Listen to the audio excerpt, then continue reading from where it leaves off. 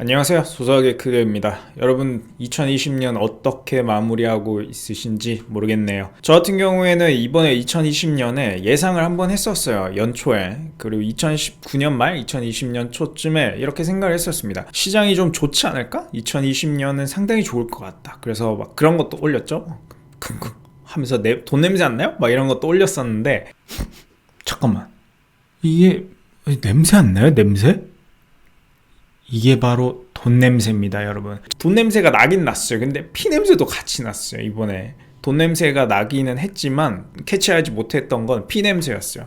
2020년 제가 좋게 봤던 이유는 뭐냐면 반도체가 업사이클을 타고 있었어요. 코스피 전체에 차지하는 반도체 비중이 상당히 크고 삼성전자와 그 외에 많은 협력사들이 있기 때문에 그쪽 이익이 많이 늘어나면서 제가 생각하기에 코스피 전체 이익이 늘어나고, 그럼 외국인 자금, 기관 자금, 개인 자금 다 들어오면서 코스피도 많이 오르고 코스닥도 많이 오르고, 그러면 그 온기가 또 다른 업종에 같이 퍼지지 않을까, 약간 버블에 가까운 굉장히 좋은 장에 오지 않을까라고 예측을 했었습니다. 근데 중간에 그런 피냄새 나는 건 예측을 못했어요. 코로나 사태가 3월에 터지고 크게 터졌죠. 그때 터지고 그거 플러스 사우디랑 러시아가 사이가 안 좋아지면서 서로 석유 전쟁을 벌이게 됐죠. 증산을 하면서 석유 가격이 완전 역사적으로 그렇게 폭락을 한 적이 없었습니다. 석유를 더 이상 보관할 곳이 없다라고 할 정도로 엄청 사람들의 불안감이 커지고 있었던 때였는데, 그러다 보니까 3월에 엄청난 대폭락이 나왔어요. 대폭락이 나오고 나서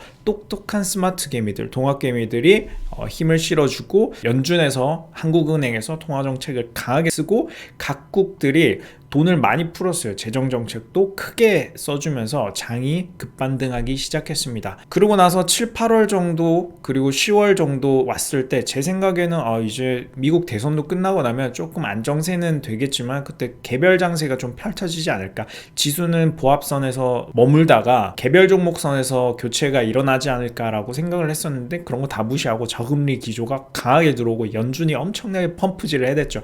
2023년까지 금리 무조건 제로금리 하겠다. 그리고 우리가 할 수 있는 일이라면 돈을 더 풀겠다. 한국은행도 여기다가 불을 지피면서 우리도 계속해서 국채 매입하겠고, 국채금리가 들썩들썩 하다 보니까 그거를 우려를 종식시키기 위해서 우리가 국채 매입하면서 국채금리도 관리하겠다. 저금리 기조로 엄청나게 통화정책을 강하게 얘기를 하다 보니까 12월에서는 더더욱 폭등장이 나왔어요. 거기다가 12월에 제가 생각했을 때는 반도체 업종이 업사이클을 타려다가 코로나 사태로 IT 기기들의 수요가 훅 떨어지면서 반도체가 좀 수요가 안 좋아졌어요. 안 좋아지고 10월, 11월 고정거래 가격이 폭락을 합니다. 그래서 제 생각에 이게 미국 대선 끝나고 나면 반도체 가격이 조금 조정을 받지 않을까? 살짝 다시 다운 사이클로 들어가나라는 우려를 생각하고 있었는데, 이게 또 제 예측이 깨진 게 뭐냐면 12월에 대만 마이크론에서 정전 사태, 지진 사태 막 이렇게 난 거예요. 그러면서 디램 현물 가격이 급등을 하게 됩니다. 24% 급등을 하게 되고,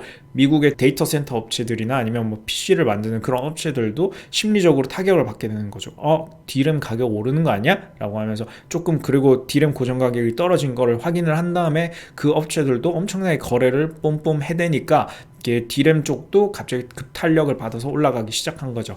SK하이닉스 같은 경우에도 주가 저점까지 갔을 때 거의 뭐 7만원 선까지 내려가면서 디램이 다시 다운사이클로 들어가나 보다 했지만 오히려 그때를 기회로 삼아서 많은 일들이 펼쳐지고 디램 가격은 다시 급등을 하게 됐죠. 현물 가격 기준으로. 그러면서 전체적으로 장 분위기가 좋아지고 삼성전자는 거의 뭐 8만 전자에 가깝게 지금 왔고, 하이닉스 같은 경우에도 역대 신고가를 경신을 하면서 엄청난 상승세를 이끌어왔죠. 그래서 코스피 같은 경우에도 2800을 찍었고, 코스닥 같은 경우에도 거의 1000 가까이 오면서 역사적으로 이런 지수를 저는 처음 봤는데 이런 지수를 달성하게 되었습니다. 저 같은 경우에는 이번 장에서 코로나 사태 때 굉장히 좀 안 좋았어요. 레버리지를 조금 쓰는 편이거든요. 저는 뭐 이렇게 솔직하게 얘기하면 레버리지를 아예 안 쓰지 않습니다. 조금 쓰는 편이었어요. 근데 그 코로나 사태 이후로는 아예 안 쓰는 뭐 그런 형태로 투자를 하고 있지만, 그 당시엔 조금 쓰고 있었기 때문에 타격이 되게 컸어요. 뭐 종목별로 막 마이너스 70%, 50% 이런 거는 당연히 비일비재하고,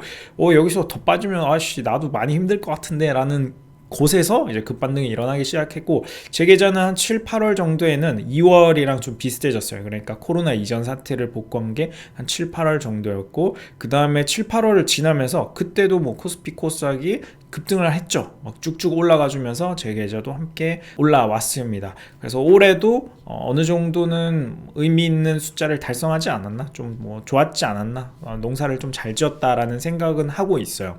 근데 여러분들이 보셔야 될 게, 제가 이런 예측을 하고 2020년 예측을 했지만 어느 정도는 맞았고 어느 정도는 틀렸죠. 그래도 돈을 벌 수 있다는 거예요. 저는 2016년, 17년, 18년, 19년, 20년 전부 다 예측은 합니다. 개인적으로 예측을 하죠. 근데 그게 틀리는 경우도 상당히 많다. 그런데 틀려도 돈은 벌 수 있다. 왜냐면 몇 개만 맞히면 돼요. 100개 중에 내가 예측을 100개 하고 40개만 맞춰도 돈을 벌 수 있습니다. 사실 60개 예측을 했을 때 틀려도 거기서 조금 잃고, 40개 예측을 했는데 거기서 맞췄는데 크게 돈을 벌게 되면 당연히 돈을 벌 수 있어요. 그래서 예측은 하지만 그걸 너무너무 이렇게 맹신은 하지 마시고, 여러분들도 스스로 예측하는 훈련을 하시라는 말씀에 이런 말씀을 드리고, 전문가들도 당연히 틀립니다. 전문가들 지금 뭐 자산운용사나 애널리스트나 뭐 증권사 애널리스트 이런 사람들 되게 많이 나와서 예측도 하고 뭐 본인의 의견을 피력을 하는데, 당연히 그런 것도 2021년 틀릴 거예요. 당연히 틀리게 될 거고 몇몇은 맞출 겁니다. 그게 근데 뭐 동전 던지기랑 비슷하다 정도로 생각을 해주시고, 그 와중에 본인의 주관을 갖고 기업을 분석을 하고, 그럼 미시적으로, 거시적인 거 말고 미시적으로 내가 생각하는, 내가 정말 잘하는 기업들에 대해서 예측을 하는 게 어느 정도 맞아 들어가면 돈을 버는 거거든요. 전체적인 거시는 대충 저도 틀리고 애널리스트도 틀리고 전문가들도 다 틀리니까, 뭐 전문가란 게 어디 있겠습니까? 하여튼 그런 분들 어디 나와서 유명한 사람들도 다 틀리니까, 거시적인 거는 대충 그냥 재미로만 보시고 항상 미시적으로 기업에 입각해서 하나하나 뜯어보는 걸로 투자를 하시면 돈을 벌 수 있어요. 또 드리고 싶은 말씀은, 제가 돈을 벌었거나 아니면 인터넷에 보면 이제 2020년 마무리가 됐어요. 12월 말이니까 그런 거 마무리할 때 누구누구는 뭐 100% 벌었다, 200% 벌었다, 내 계좌는 뭐 5배 벌었다 등등 이런 수익 인증글이 엄청나게 올라올 거예요. 손실을 본 사람은 잘 올리지 않습니다. 왜? 기분도 나쁘고 꿀꿀하니까. 그거 올려서 다른 사람들이 뭐 욕하거나 아니면 내가 손실 봤다는 걸 얘기해서 뭐예요. 그래서 손실 본 사람들은 많이 얘기를 안 하지만 돈을 번 사람들은 어마어마하게 얘기할 거란 말이에요. 특히 올해 장이 되게 좋았으니까. 그걸 보고 비교를 하지 마세요. 나랑 비교를 하지 마세요. 그 사람들은 그 올해 그냥 운이 좋았던 거야. 그리고 그 분석을 잘 했겠죠. 실력이 좋았을 텐데 실력에 플러스 운도 같이 받쳐줬겠죠. 그러나 투자라는 건 제 생각에는 자기 시간이 있는 것 같아요. 내가 분석하고 내가 좋다고 생각하는 기업이 올해 그냥 주목을 못 받은 것 뿐이에요. 2021년에 받을 수도 있고 2022년에 받을 수도 있고, 내가 아니면 공부가 좀 덜 됐을 수도 있고, 내가 이번에 좀 판단 미스를 했을 수도 있는데, 이게 중학교 1학년 성적이 대학교를 결정하지 않듯이 여러분들의 지금 성과가 여러분들의 미래를 결정하는 건 아니라고 생각을 하거든요. 저 또한 똑같아요. 올해 성과가 좋았다고 해서 내년 성과도 좋을 거라고 생각은 안 해요. 내년에는 더 힘든 일이 있을 수도 있고 아니면 오히려 올해보다 더 좋을 수도 있겠죠. 그거를 알 수는 없지만 장기적으로 봤을 때 저는 제 미래 10년 뒤 20년 뒤의 미래에는 제 자산이 지금보다 더 많이 있을 거라고는 확신을 합니다. 당장 내년 내후년은 제가 알 수는 없지만 10년 20년 뒤에는 제 자산이 더 많을 거라고 생각해요. 그렇게 공부하고 분석하다 보면 어느 정도 기업에 대한 생각이 생기면서 주관이 생기고 하면서 계속해서 그걸 시행착오를 겪어나가면서 소소하게 잃고 크게 벌고 반복하다 보면 10년 뒤 20년 뒤에는 장기적으로 돈이 벌릴 거라고 생각하거든요. 그래서 여러분들도 여러분들 시간, 언제 돈을 벌지는 몰라요. 언제 큰 돈을 만질지 모르고 언제 큰 기회가 올지는 모르지만 여러분들의 시간을 갖고 여러분들의 주관을 가지고 투자를 하셔야지, 남과 비교하면서 아이고 배 아파, 저 사람은 저렇게 벌었는데 난 뭐 했지, 비읍시옷인가 봐, 이렇게 생각하지 마시고 여러분들의 시간을 꼭 걸어가시기를 바랍니다. 반드시 기회는 오고 공부를 하다 보면 언제나 나만의 기회가 와요. 제가 생각하기엔 진짜 기회는 한 번씩 온다. 언제 올지 몰라요. 근데 한 번씩 크게 오기 때문에 그 기회가 아직 안 왔다라고 생각을 하면 되지, 꼭 남들과 비교해서 의기소침해질 필요는 없습니다. 올해 또 보면 제가 생각했던 것 중에 되게 잘 맞았던 예측은 뭐냐면, 제 2019년부터 EUV라고 해서 극자외선을 활용한 반도체 공정에 관련된 기업들이 주목을 받을 거다라고 계속해서 얘기를 했었는데, 2019년부터 제가 주목을 했지만 2019년에는 전혀 반응도 없다가 2020년 코로나 사태 이후로 갑자기 반응이 오기 시작했어요. 저 같은 경우에 그렇게 열심히 얘기를 했지만 2019년엔 반응이 없었단 말이에요. 그래서 언제 기회가 올지 몰라요. 2020년에 이렇게 많이 오를 줄 알았겠습니까? 저 같은 경우에도 계좌에 만약에 그런 FST라는 종목이 없었으면 계좌가 좀 힘들었을 수도 있을 것 같아요. 제가 다른 비중을 둔 회사들은 지금도 주가가 많이 안 오른 게 있거든요. 그래서 그 기업이 저한테 많은 영향을 줬었는데, 수익률에 많은 영향을 줬었는데 언제 주목을 받을지 모른다니까요. 코로나 이후로 이렇게 주목받을지 몰랐고, 그리고 언젠가는 주목받을 거라는 거 알고는 있었지만 언젠지는 전혀 몰랐던 거죠. 제가 얘기를 열심히 했을 때만 해도 뭐 시가총액이 한 2천억 조금 안 될 때였어요. 1600억 1800억 사이에서도 제가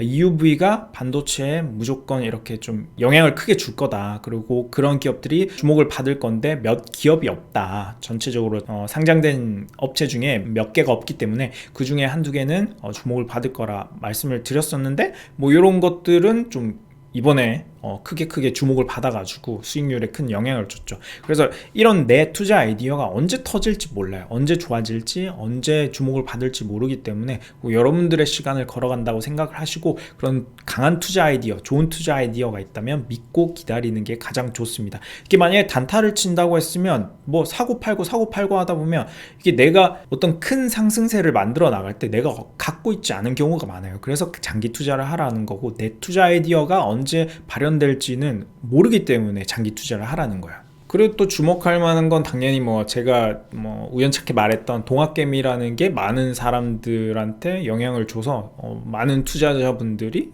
주식시장에 들어오게 됐고, 저 같은 경우에는 뭐 유명세 같은 거는 전혀 관심이 없습니다. 유명해지면 재밌을 것 같긴 한데, 일부러 이렇게 유튜브도 했다 안 했다 하면서 좀 그냥 매니아들이랑만 노는 게 좋아요. 저 같은 경우에 이게 또 너무 많은 사람들이 알게 되면 조금 부끄러울 것 같아요. 부끄럽고 그럴 것 같아서 저 같은 경우에는 지금 상태가 제일 좋은 것 같습니다. 그냥 라이브 할 때 한 300명 400명 정도 딱 봐주고, 그냥 뭐 유튜브 영상 같은 경우에도 한 4,000명 5,000명 정도가 봐주는 게 딱 좋은 것 같아요. 지금 상황이 너무 좋고, 동학개미라는 말에 대해서도 저는 그런 욕심은 그냥 없어요. 그냥 많은 사람들이 써주니까 좋다, 재밌다, 그냥 우리 가족끼리, 내 친구끼리 그냥 이야기하면서 되게 재밌게 놀았던 것 같아요. 또 올해 나왔던 이야기 중에 벼락거지 벼락부자라는 말이 있었는데, 벼락부자라는 말은 예전부터 있었죠. 뭐 순식간에 이렇게 돈을 크게 많이 번 사람들을 벼락부자라고 말을 하는데,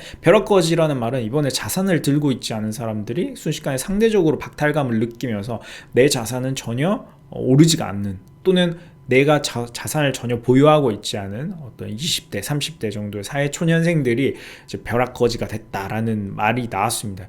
왜냐면 자산을 들고 있지 않았는데 이번에 저금리 정책에 의해서 많은 자산들 가격이 올랐죠. 뭐 비트코인 뭐 자산이라고 하긴 좀 그렇지만 뭐 코인부터 시작해가지고 주식, 부동산 등등 거의 모든 자산들이 다 폭등을 하면서 전혀 자산을 갖고 있지 않은 사회초년생들이 상대적으로 박탈감을 느끼는 계기가 되었습니다. 근데 이런 것도 제가 2007년에도 보면, 제가 2007년에 대학교를 들어갔었는데 그때도 보면 주식 폭등장이었어요. 그리고 부동산도 폭등장이었어요. 굉장히 많은 그 자산들이 엄청나게 자산 가격이 크게 형성이 되면서 저 같은 경우에는 당연히 벼락거지 상태였죠. 그 당시에는 벼락거지 상태였지만 10년, 13년, 14년 지나면서 내가 벼락거지였지만 사회초년생에 들어가면서부터 투자에 관심을 갖고 좋은 기업에 투자를 해서 좋은 기업들이 나눠주는 성과를 같이 공유를 하다 보면 어느 정도 저도 이렇게 자산가로 들어갈 수가 있단 말이에요. 지금도 제 또래에 비해서는 상당히 좀 여유로운 편이지만 그 당시에는 상당히 벼락거지 상태였단 말이죠. 대학생이 뭐가 돈이 있었겠습니까? 거기다가 저는 제 어머니한테 받았던 500만 원도 다 날리고 빌려온 500만 원 플러스 제가 과외에서 벌었던 돈 추가적으로 계속해서 몇 년 동안 날렸단 말이에요. 2011년, 2012년까지 뭐 1600, 1700 정도 날린 것 같은데 대학생 상태에서 돈을 계속 날리는 그런 벼락거지 상태였단 말이죠. 그렇지만 사회초년생 뭐 지나면서 계속해서 투자 공부하면서 자산을 읽어왔듯이 지금 당장의 상대적 박탈감을 느낄지라도 5년, 10년 준비하고 10년, 20년 준비하다 보면 언젠가는 투자 성과가 결실을 내면서 다음 기회, 이번 기회를 잘 보세요. 잘 보고 코로나 같은 기회가 왔다라고 하면 다음 기회는 그걸 잡을 수 있게 준비가 되어 있어야 됩니다. 좋은 기업을 선별할 수 있어야 되고 기업들이 어떤 언어를 쓰는지 공부를 해야 되고 어떤 기업들이 좋은 기업들이고 내가 다음 기회가 오면 어떤 기업들을 마구마구 사야겠다. 그리고 사회초년생이 되면 어떤 투자를 해야겠다라는 걸 꼭 생각을 하면서 투자를 하다 보면 다음 기회는 꼭 잡을 수 있을 거라고 생각하고 그 다음에는 분명 벼락거지 벼락부자 중에 벼락부자가 되실 수 있다라고 생각을 합니다. 이번에는 굉장히 그 피냄새와 돈 냄새가 같이 있었던 것 같아요. 위기와 기회가 공존하던 시장이었고 2020년 돈을 많이 버신 분들은 진심으로 축하드리고 돈을 그렇게 많이 벌지 못했거나 아니면 오히려 손실이 났다고 해도 전혀 이렇게 의기소침하실 필요 없고 나는 내 시간을 걸어간다. 다음 기회를 잡는다라는 그런 마음가짐으로 투자에 임하셨으면 좋겠습니다. 2021년도 다들 성공 투자하셨으면 좋겠고 조만간 제가 2021년이나 2022년 장기적으로 한 2, 3년 정도 봤을 때 어느 업종에 대한 제 뷰 어떤 거는 좋겠다 어떤 건 안 좋겠다 뭐 이런 거 좀 요약해서 올릴까 하는데 그것도 함께 잘 지켜봐 주셨으면 좋겠습니다. 감사합니다. 소소하게 크기였습니다.